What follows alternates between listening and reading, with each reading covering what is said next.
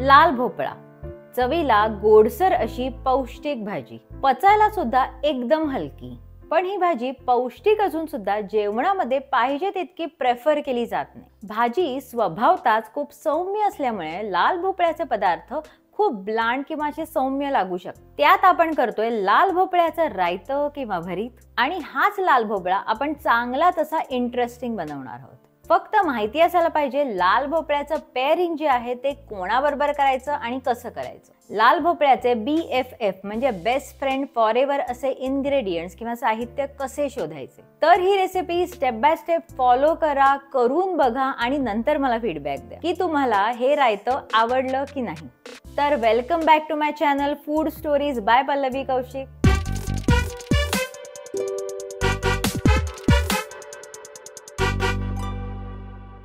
सगळ्यात पहिले घेतोय लाल भोपळा, नीट व्यवस्थित धुवून स्वच्छ करून आणि अशा मोठ्या मोठ्या क्यूब्स मध्ये चिरून घेतलाय। एका कुकरच्या भांड्यामध्ये घेऊया आपण हा।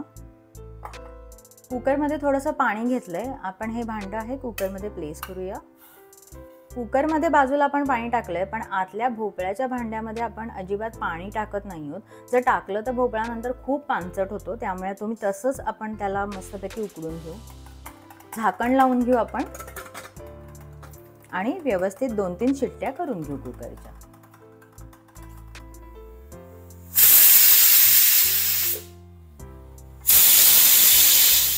ओपन करूया कुकर।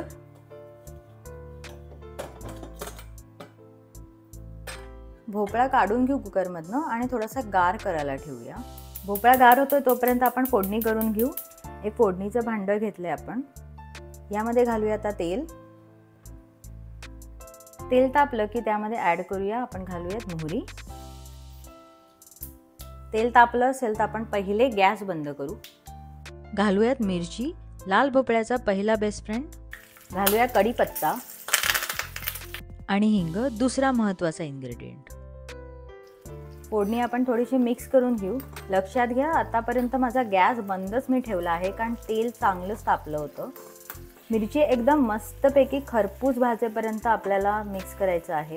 ही फोडणी फोडणीच्या भांड्यात तशीच राहू द्या एक अंदाजे 2 मिनिटं, जोपर्यंत व्यवस्थित मिरची जी आहे ती व्यवस्थित मुरत नाही तेलामध्ये। भोपळा एका बोलमध्ये शिफ्ट करूया आपण। ही फोडणी घालूया त्यामध्ये, आणि सगळ्यात महत्त्वाची स्टेप म्हणजे ही फोडणी बरोबर हा भोपळा आपण मस्तपैकी चुरून घ्यायचा आहे।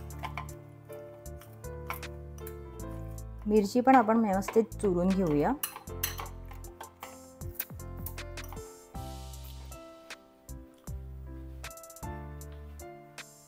यामध्ये आता घालूया ओलं नारळ, खवलेलं ओलं नारळ। घालूया मीठ आणि घालूया धुवून चिरलेली कोथिंबीर।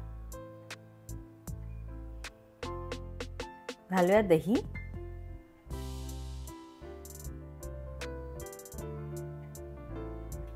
आणि आता सगळं व्यवस्थित मिक्स करून घेऊ आपण।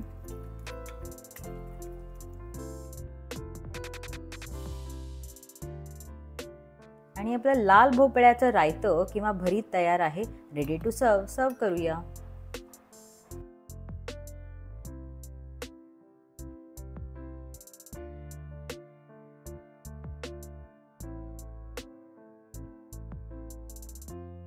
ही रेसिपी जर तुम्हाला आवडली असेल तर नक्की लाईक करा, शेअर करा, कमेंट करा, आणि माझ्या चॅनलला अजून तुम्ही सबस्क्राईब केलं नसेल तर जरूर सबस्क्राईब करा।